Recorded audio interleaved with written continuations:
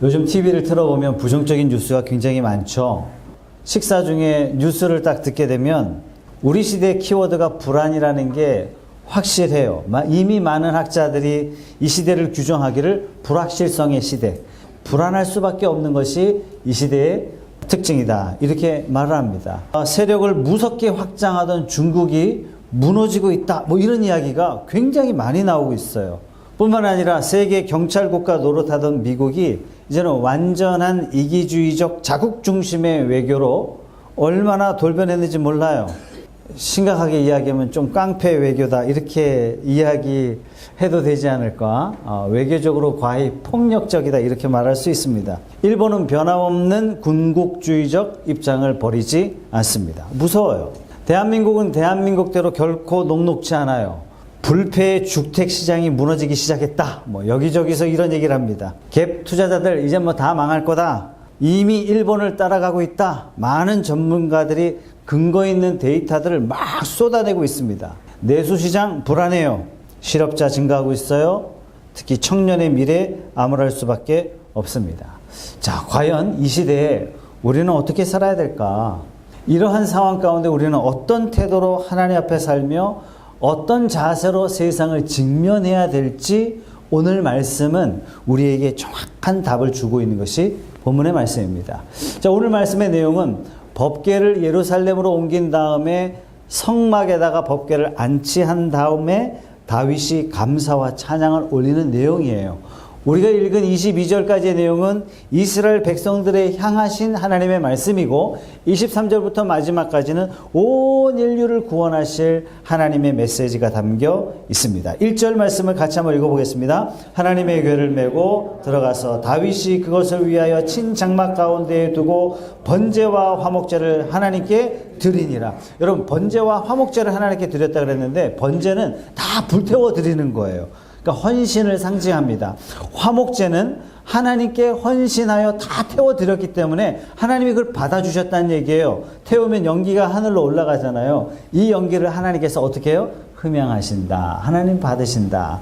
번제가 드려진 다음에 화목제를 드려요. 화목제는 하나님과 죄인이 화목하게 되었습니다. 이건 축제입니다. 하나님 앞에 받아들여졌으니까. 구약의 모든 제사는 무엇을 상징하고 있냐면 예수 그리스도의 십자가를 상징해줘요. 예수 그리스도의 십자가란 무엇이냐면 우리의 죄를 다 덮어주시고 하나님이 우리를 자녀 삼아 주셨습니다. 이것의 그림자가 화목제, 번제, 소제, 석건제, 속죄제, 오제사가 다 이것을 가르쳐주고 있는 겁니다. 그래서 이 예배의 특징이 뭐냐면 감사와 찬양이에요. 왜요? 예수 그리스도께서 우리의 죄를 용서해 주셨고, 우리를 구원해 주셨고, 우리에게 한량없는 은혜를 베풀어 주셨습니다. 그래서 예배에 예수 그리스도가 빠지면 이거 우상숭배예요. 그 대표적인 게 뭐죠? 성탄절이 그렇게 되고 있어요. 세상은 성탄절이라고 굉장히 좋아하지만 의미를 무시한 채 그저 흥청거려요. 성탄절은 뭐 하는 날이에요? 대목 보는 날이에요. 성탄절 뭐 하는 날이에요? 소비하는 날이에요. 성탄절 뭐 하는 날이에요? 선물 받는 날이에요. 성탄절 뭐 하는 날이에요? 쾌락하는 날이에요. 왜 이렇게 바뀌었어요? 성탄절의 주인인 예수 그리스도가 빠졌기 때문에.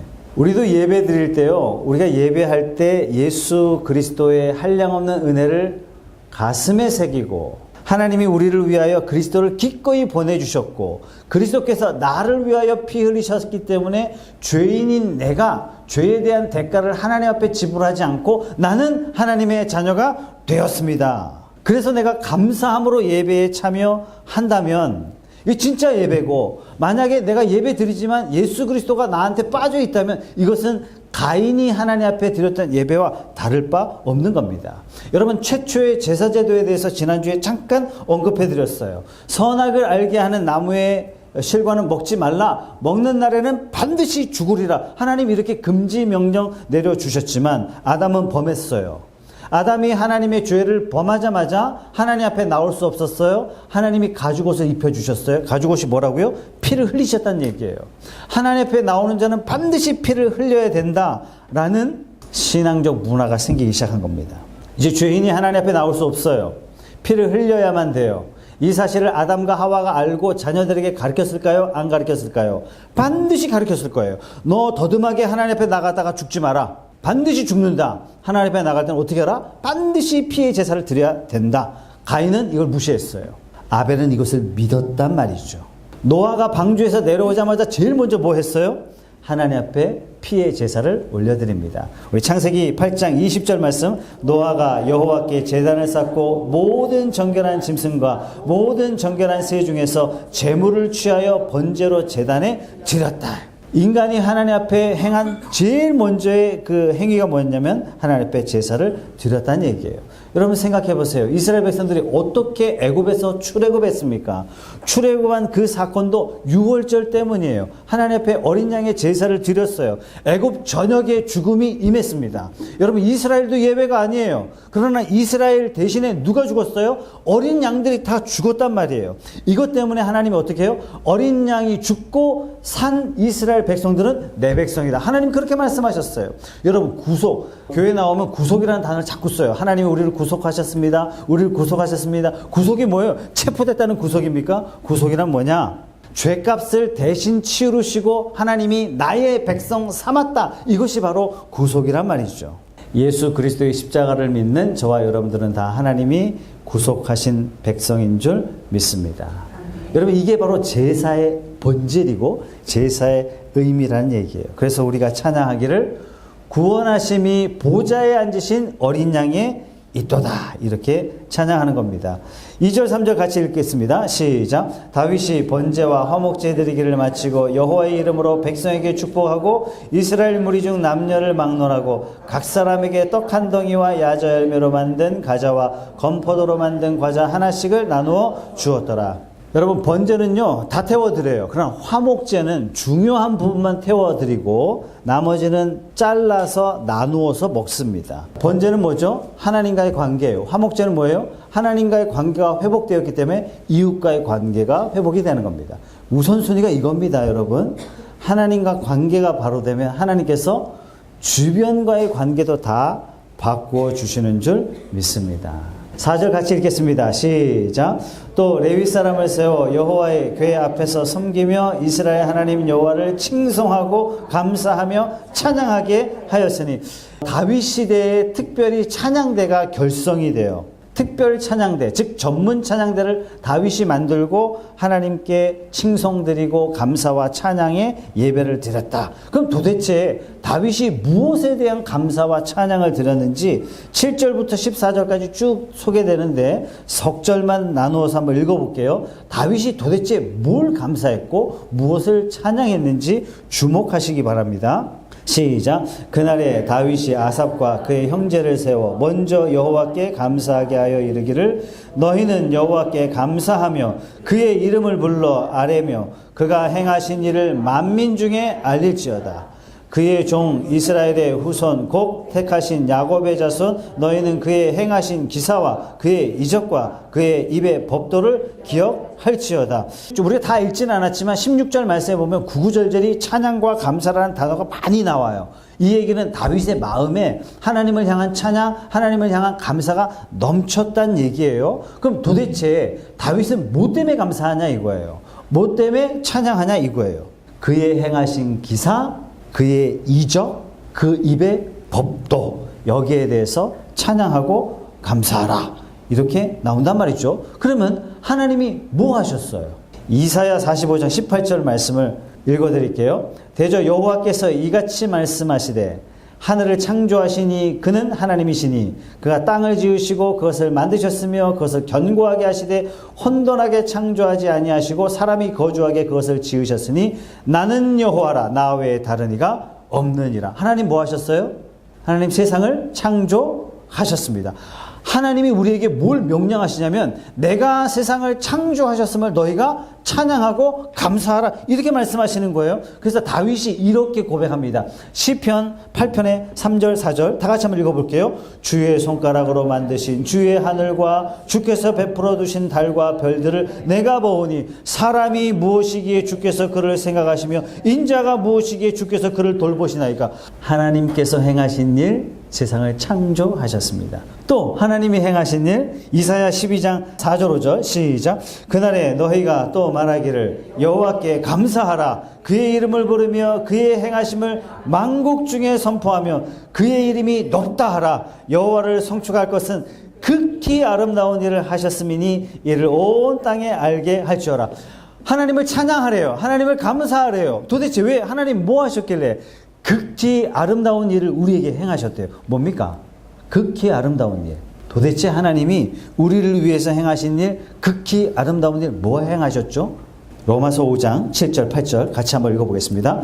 의인을 위하여 죽는 자가 쉽지 않고 선인을 위하여 용감히 죽는 자가 혹 있거니와 우리가 아직 죄인되었을 때 그리스도께서 우리를 위하여 죽으심으로 하나님께서 우리에 대한 자기의 사랑을 확증하셨느니라. 여러분, 의인을 위하여 죽는 자가 없어요. 선한 사람을 위하여 죽는 사람이 거의 없어요. 어쩌다 있을 수 있다는 얘기예요. 그런데 하나님이 죄인된 우리를 위하여 죽으셨다는 얘기예요. 하나님이 죽으심으로 우리를 위한 사랑을 확증하셨다는 얘기예요. 하나님이 원수된 우리들을 위하여 자기 아들을 기꺼이 내어주셨어요. 그리고 원수된 저와 여러분들을 하나님의 자녀 삼아주셨다는 얘기예요. 이 일이 극히 아름다운 일, 매우 기이한 일이다, 이렇게 말씀하시는 겁니다. 찬송가는 뭐라고 얘기해요?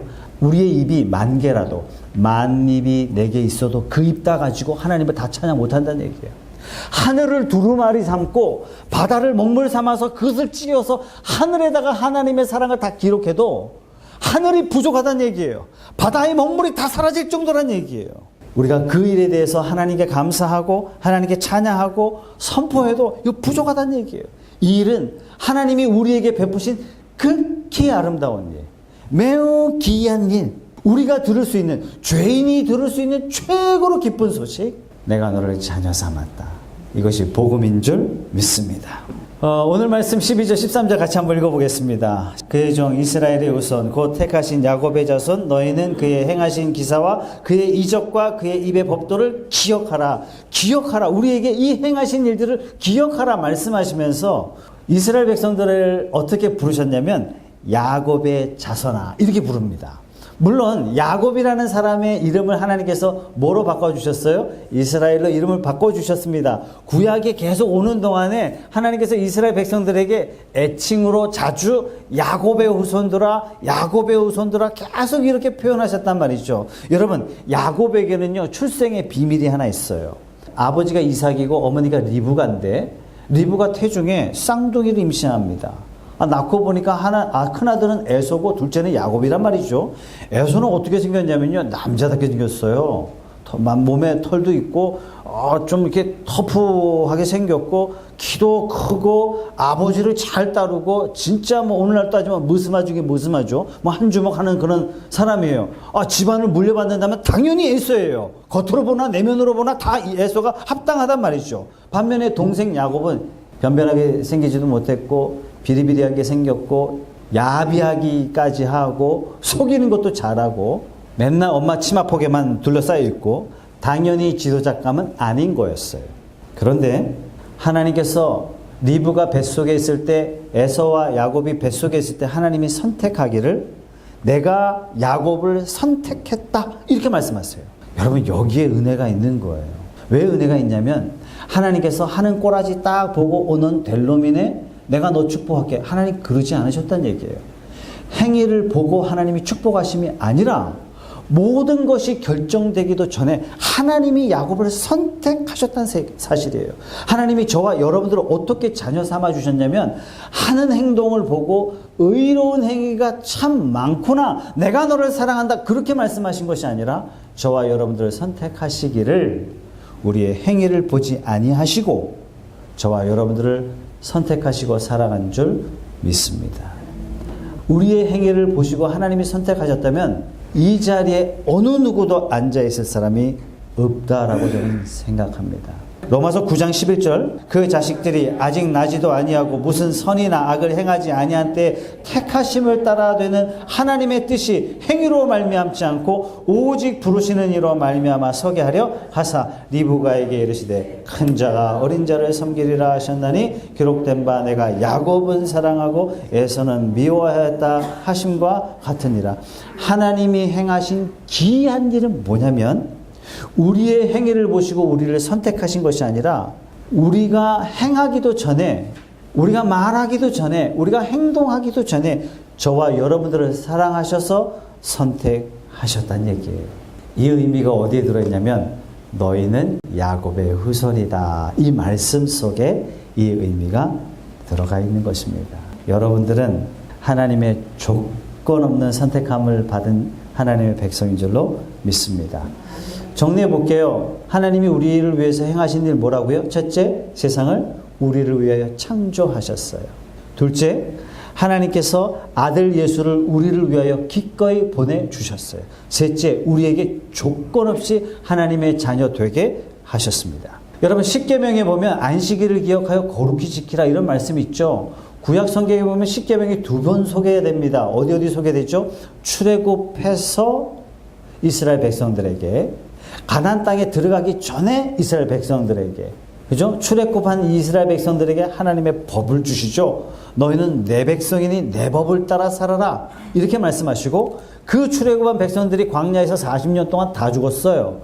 광야에서 태어난 사람들이 가나안 땅에 들어가기 전에 하나님께서 다시 십계명을 주세요. 가나안 땅에 들어가거든 너희는 내 백성이니 내 법을 따라서 살아라 라고 주신 게 십계명이란 말이죠. 자, 이 십계명이에요. 안식일을 기억하는 원리를 이렇게 소개합니다. 출애굽기 20장 8절의 말씀 같이 읽어보겠습니다. 시작. 안식일을 기억하여 거룩하게 지키라. 엿새 동안은 힘써 내 모든 일을 행할 것이나 일곱째 날은 내 하나님 여호와의 안식일인즉 너나 내 아들이나 내 딸이나 내 남종이나 내 여종이나 내 가축이나 내 문 안에 머무는 객이라 아무 일도 하지 말라. 왜 아무 일도 하지 마요? 왜요? 왜 하지 말라? 하나님 명령이니까 하지 마. 이러면 안 된다는 얘기죠. 왜요? 왜? 하나님 분명히 우리에게 왜 이것을 지켜야 되는지 11절 말씀입니다. 이는이 뭐죠? 왜냐하면, 왜 너희가 안식을 지켜야 하냐면 엿새 동안에 나 여호와가 하늘과 땅과 바다와 그 가운데 모든 것을 만들고 일곱째 날에 쉬었습니다. 이게 뭐죠? 하나님이 천지를 창조하셨다는 얘기예요. 일곱째 날에 쉬었다는 얘기 뭐예요? 하나님이 만드신 창조물에 더 이상 손댈 게 없다는 얘기예요. 하나님이 완벽하게 지으셨다는 얘기예요. 그러므로 나 여호와가 안식일을 복되게 하여 그날을 거룩하게 하였느니라. 여러분, 하나님의 백성들이 이 안식일을 지키면서 뭘 하는 거예요? 아무것도 하지 말래요. 아무것도 하지 말래요. 왜요? 하나님이 천지를 창조하셨기 때문에. 신명기 5장에 또 십계명이 나오는데 읽어보겠습니다. 시작. 내 하나님 여호와가 내게 명령한 대로 안식일을 지켜 거룩하게 하라. 엿새 동안은 힘써 내 모든 일을 행할 것이나 일곱째 날은 내 하나님 여호와의 안식일인즉 너나 내 아들이나 내 딸이나 내 남종이나 내 여종이나 내 소나 내 낙이나 내 모든 가축이나 내 문 안에 유하는 객이라도 아무 일도 하지 못하게 하고 내 남종이나 내 여종에게 너같이 안식하게 할지니라. 왜 안식해요? 왜? 15절에 나와요. 너는 기억하라. 안식일에 아무것도 하지 말고요. 기억하라. 네가 애굽 땅에서 종 되었더니 내 하나님 여호와가 강한 손과 편팔로 거기서 너를 인도하여 내었나니 그러므로 내 하나님 여호와가 내게 명령하여 안식일을 지키라 하느니라.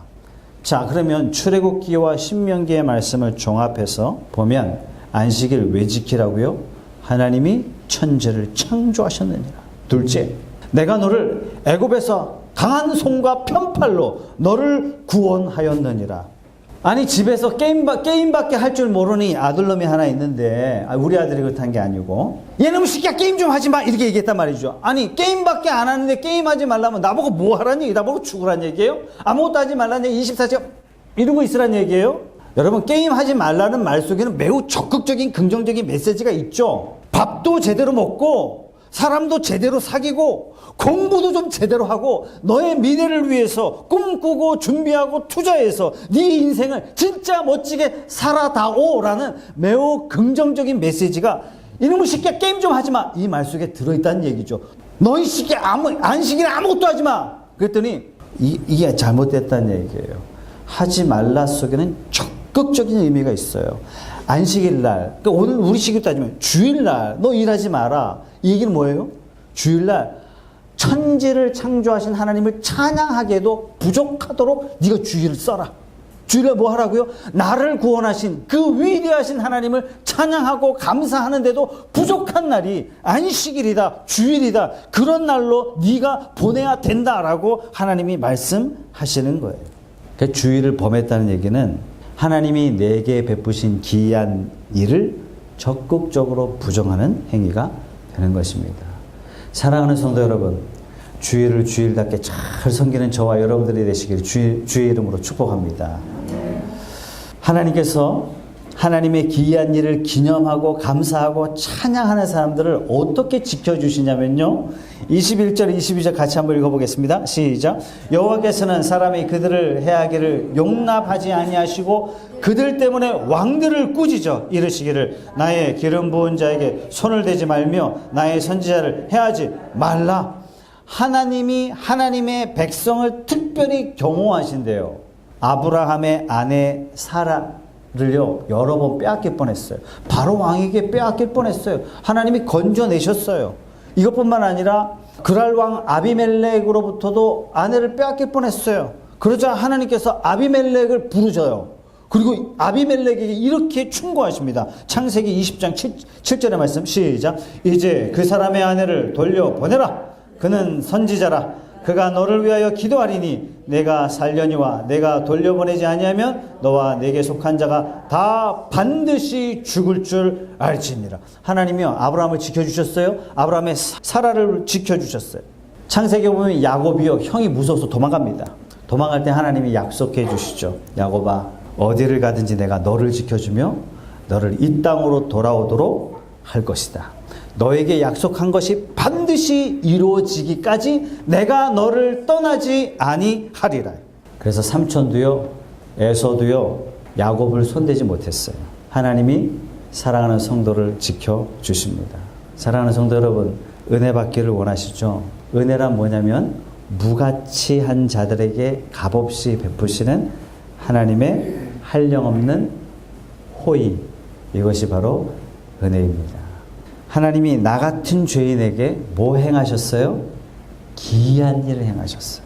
하나님이 나를 위하여 천지를 창조하시고 나를 위하여 아들 예수를 기꺼이 내어놓으시고 하나님이 나를 조건 없이 마치 야곱을 선택하심처럼 최석찬이 정직하든 부정직하든 최석찬이 악하든 선하든 최석찬의 동기가 좋든 나쁘든 그걸 관여치 아니하시고 하나님이 저를 선택하셨다는 이 사실은 이 땅에서 우리가 기념할 만한 가장 기이한 일, 극히 아름다운 일인 줄 믿으시기 바랍니다. 여러분 이 은혜가 내게 오려면요 내가 이런 고백을 해야 돼요. 나 같은 죄인, 나 같은 죄인, 나 같은 죄인에게 하나님이 이런 은혜를 베푸셨습니다. 이런 고백이 저와 여러분의 고백이 되시기를 주님의 이름으로 축복합니다. 역대하 13장에 보면은 이스라엘이 남북으로 나뉘어져서 전쟁을 치릅니다. 남쪽에는 유다와 베냐민, 그냥 통칭해서 그냥 유다라고 이야기를 해요. 북쪽은 그냥 이스라엘이 열지파게 모였기 때문에 이 열지파라 이스라엘 이렇게 이야기합니다. 그래서 두 나라 이름을 이스라엘, 유다 이렇게 이야기합니다. 남쪽의 유다는 유다와 베냐민 두 지파밖에 안 되기 때문에 전쟁에 나갈 사람이 40만 명. 북쪽의 이스라엘이 10지파이기 때문에 전쟁에 나갈 사람이 80만 명. 여러분 80만과 40만이 붙어서 전쟁을 하는 거예요. 여러분 고대 전쟁에는 인원수가 절대적이란 말이죠. 전쟁이 될 수가 없는 상황이에요. 그래서 남쪽의 아하스 왕이 가만히 머리를 굴리기 시작하는 거예요. 뭘 굴리기 시작하냐면 도대체 우리가 북쪽 이스라엘보다 나은 게 뭐가 있나 생각하다가 세 가지를 생각해냅니다. 첫째, 북쪽 사람들은 금송아지를 자기 하나님이라고 믿고 하지만 우리는 여호와 하나님이 우리의 하나님이다. 둘째, 우리는 소금 언약, 소금 언약이 뭐죠? 변하지 않는 불변의 언약의 말씀이 있는 언약이에요. 우리에게는 소금 언약, 하나님의 변치 않는 약속이 있고 저 북쪽 이스라엘 사람들은 이미 하나님의 말씀을 버리고 배반한 민족이다. 셋째, 우리에게 있는 대제사장은 아론의 계열, 즉 하나님이 말씀하신 대로 아론의 후손이 대제사장이 되었지만 북쪽의 이스라엘의 대제사장은 누구예요? 뇌물 갖다 바치고 제사장 된 사람이에요. 그리고 전쟁을 치릅니다. 결과 어떻게 됐을까요? 다 같이 한번 읽어보겠습니다. 역대하 13장 18절 말씀 시작. 그때 이스라엘 자손이 항복하고 유다 자손이 이겼으니 이는 그들이 그들의 조상들의 하나님 여호와를 의지하였습니다. 사랑하는 여러분, 세상은 크고 두렵습니다. 살려고 아둥바둥 하면 할수록 세상이 정말 만만치 않다는 것을 우리는 느껴요. 잠자리에 들 때 우리가 평안함과 기쁨과 감사함으로 다리를 쭉 뻗고 자고 싶은 게 우리의 마음이지만 잠자리에 들 때마다 내가 왜 사나 하는 회의감이 들 때가 너무나 많아요. 우리 인생에 뿌듯함과 감사와 기쁨이 넘쳐야 되는데 내 삶을 사로잡는 이 우울감 때문에 이것이 현실이구나 하는 그런 생각을 너무나 많이 합니다. 그게 세상이에요. 그러나 우리에게는 창조주 하나님이 나의 여호와 하나님이 되신 줄 기억하셔야 됩니다. 저와 여러분들에게는 아브라함에게 주셨던, 다윗에게 주셨던 그 약속 그대로 예수 그리스도를 통해서 우리에게 주신 약속의 말씀, 변하지 않는 소금의 언약이 저와 여러분들에게 있는 줄 믿으시기 바랍니다. 우리에게 있는 대제사장은 아론, 사람의 줄을 따라서 난 대제사장이 아니라 영원히 계시는 예수 그리스도께서 우리의 대제사장이 되어서 친히 우리의 문제를 하나님께 중보하시는 줄 믿으시기 바랍니다. 이 하나님이 우리와 함께 하는데 무엇이 불가능하겠으며 무엇이 두렵겠습니까? 사랑하는 성도 여러분, 믿음이란 뭐냐면 한번 그렇게 해보는 게 믿음이 아니에요. 믿음이란 맡겨드리는 거예요. 온전히 믿고 맡겨드리는 거예요. 이것이 죄인된 우리들을 위해서 하나님께서 행하신 기이한 행사인데 우리가 어찌 감사하지 않을 수 있고 어찌 찬양하지 않을 수 있겠습니까? 날마다 감사와 찬양이 넘치는 저와 여러분들이 되시기 바랍니다. 예, 이 시대는 정말 불안한 시대입니다. 부동산도 요동을 치고 있고 취업도 요동을 치고 있고 소득도 불안하고 일자리도 불안하고 금리도 불안하고 증시도 불안하고 우리의 마음도 불안한 게 사실입니다. 이 불안한 시대에 우리가 할 수 있는 게 뭐냐면 번제와 화목제로 하나님 앞에 감사와 찬양으로 나갔던 이스라엘 그들처럼 우리도 하나님 앞에 우리에게 베푸신 기이한 일들을 생각하며 하나님 앞에 감사와 찬양으로 나가야 될 줄로 믿습니다. 아니 목사님, 지금 다윗은 벗개를 가져왔기 때문에 감사하는 거 아닙니까? 아니 다윗은 지난주에 블레셋과 싸워서 전쟁에서 이겼기 때문에 감사와 찬양이 나오는 거 아닙니까? 예, 맞아요. 그러나 역대상은 언제 쓰여졌습니까? 이스라엘이 다 망했을 때예요. 다윗의 시대는 이미 몇백 년 전에 지나간 그런 시대예요. 이스라엘이 다 포로로 끌려간 그 시대예요. 절망의 시대예요. 허우적거리고 있었던 그 이스라엘 사람들에게 에스라가 역대상을 쓰면서 가르쳐주고 있어요. 다윗은 왜 성공했는 줄 아니? 지금 우리는 칠흑 같은 절망 가운데 있는데 우리가 행해야 할 하나님 앞에서 마땅한 행위가 뭔 줄 아니? 우리는 지금 찬양해야 돼. 우리는 지금 감사해야 돼. 그래야 우리는 성공할 수 있어. 그래야 우리는 다시 일어날 수 있어. 그래야 우리는 회복할 수 있어. 그래야 우리는 형통한 인생을 살아갈 수 있어. 지금 에스라는 그걸 가르쳐주고 있는 거예요. 절망할 수밖에 없고 탄식할 수밖에 없고 불안해할 수밖에 없고 하나님을 향하여 원망할 수밖에 없는 그 시대였지만 그럼에도 불구하고 우리를 위하여 행하신 하나님의 기이한 일들을 떠올리고 하나님 앞에 감사합시다.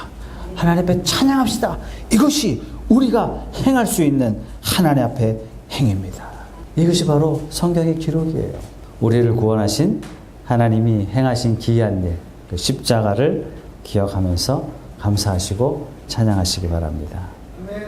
하나님께서 그러면 왕을 말려서라도 아브라함과 야곱을 보호하신 그 하나님이 보혜사 성령님을 저와 여러분들에게 보내셔서 지키시고 보호하시는 줄로 믿습니다.